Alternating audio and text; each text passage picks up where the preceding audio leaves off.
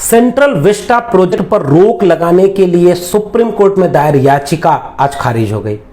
Supreme court ने यह कहते हुए इस याचिका को खारिज कर दिया है कि वह इस मामले में दखल नहीं देना चाहता। आपको पता है क्या कि यह सेंट्रल विस्टा प्रोजेक्ट क्या है? इस देश में एक नई संसद बन रही है और उससे भी बड़ी बात, प्रधानमंत्री के रहने के लिए एक नया घर बन रहा है।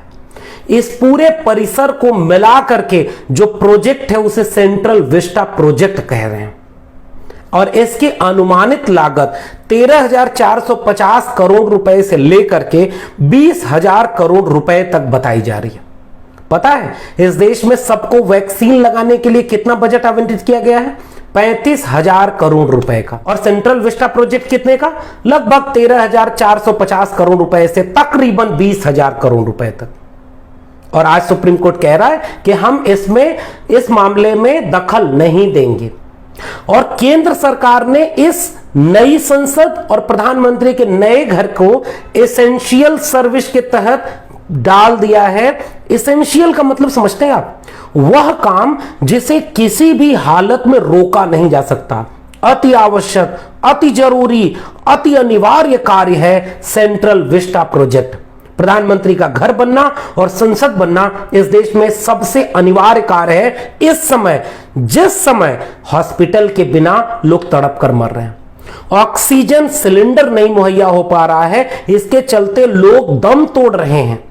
एक आईसीयू बेड या एक वेंटिलेटर न मिलने के चलते लोग हजारों की संख्या में अपना दम तोड़ रहे हैं। दुनिया के किसी देश में कोविड के चलते इतनी मौतें नहीं हो रही हैं जो अनुपात इस समय भारत में चल रहा है। और इसकी वजह क्या है? ऑक्सीजन सिलेंडर, आईसीयू और दवाएं और वेंटिलेटर। आपने अपने देश की जनता को बुनियादी सुविधाएं नहीं दी और उसी समय आप कह रहे हैं कि नई संसद बनाना, प्रधानमंत्री का नया घर बनाना एसेंशियल सर्विस है, उसे किसी भी कीमत पर नहीं रोका जा सकता। वैक्सीन इस देश के हर नागरिक को कब तक लग जाएगी, इसकी कोई डेडलाइन नहीं है। ऑक्सीजन के बिना इस देश में अब कोई मौत नहीं होगी, इसकी कोई डेडलाइन नहीं है। हर जिले के सरकारी अस्पतालों में उचित डॉक्टर और दवाएं मुहैया हो जाएंगी, इसकी कोई डेडलाइन नहीं है। लेकिन प्रधानमंत्री का नया घर और नई संसद बन जाएगी, उसकी एक डेडलाइन तय कर दी गई है। अगले साल नवंबर और दिसंबर तक इस प्रोजेक्ट को पूरा कर लिया जाना है। जान की कीमत ज्यादा है या चुने हुए नुमाइंदों के बैठने और रहने के लिए घरों की कीमत? इमारतें क्या नागरिकों की जान से ज्यादा कीमती हो गई हैं? यह सवाल आप नागरिकों से पूछना है।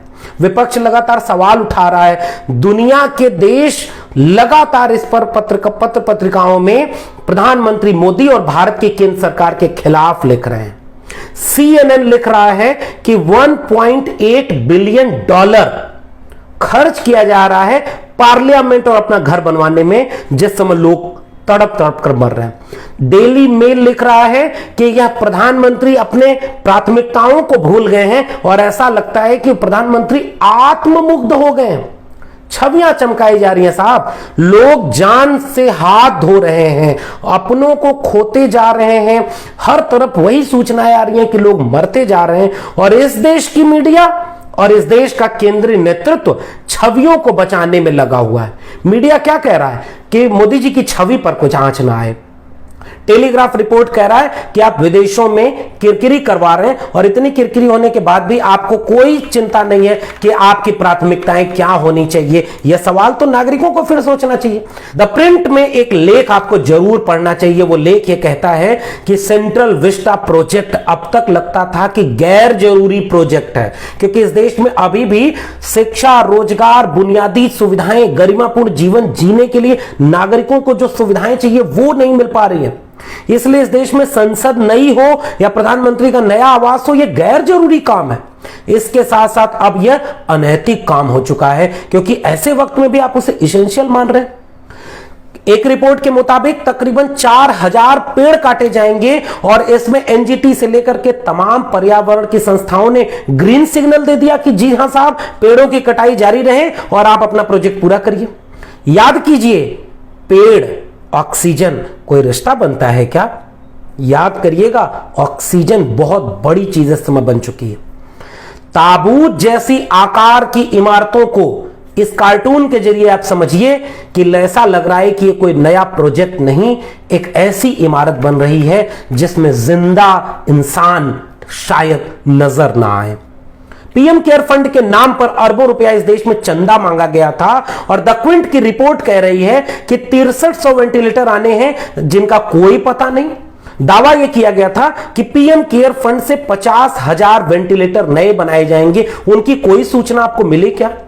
दुनिया के देशों में यह दावा किया जा रहा था कि भारत में पहली बार एक प्रधानमंत्री ऐसा हुआ है जो दुनिया में नाम कमा रहा है। जी हां साहब, आपका प्रधानमंत्री, हमारा प्रधानमंत्री दुनिया में नाम कमा रहा है। किस बात पर? कि सेंट्रल विस्टा प्रोजेक्ट को एसेंशियल बता रहा है और लोग तड़प तड़प के एक दवाई और ऑक्सीजन के चलते मर रहे हैं। दोनों बाहें फैला करके वो केवल रैलियों में भाषण ही नहीं देता है, दोनों बाहें फैला करके वो विदेशों से मदद मांग रहा है और जितनी मदद आ रही है दोनों बाहें फैला करके उसे स्वीकार कर रहा है। ऑक्सीजन सिलेंडर विदेशों से मंगाए जा रहे हैं, ऑक्सीजन कंसंट्रेटर विदेशों से आ रहा है और दवाएं विदेशों से आ रही हैं। ठीक बात है, जब जब मनुष्यता पर संकट पड़ा है एक देश दूसरे देश की मदद करता है, विदेश मदद करता है, भारत भी कई बार दूसरे देशों की मदद करता है।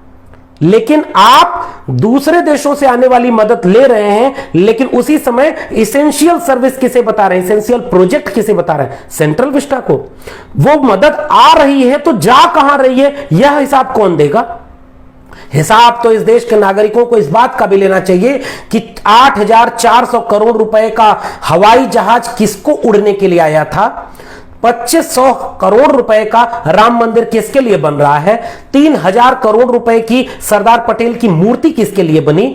800 करोड़ रुपए का मोदी स्टेडियम, 900 करोड़ रुपए का बीजेपी का ऑफिस, हजारों करोड़ रुपए के लिए धार्मिक आयोजन किसके लिए थे? क्या इसी दिन रात के लिए कि लोग ऑक्सीजन के बिना तड़प तड़प कर मरे, चिताएं ऐसी जल रही हो, ऐसा लगता हो कि आग की खोज करने वाला भी पछता रहा होगा कि इंसानों के मरने पर हम उन्हें इस तरह जलाएंगे।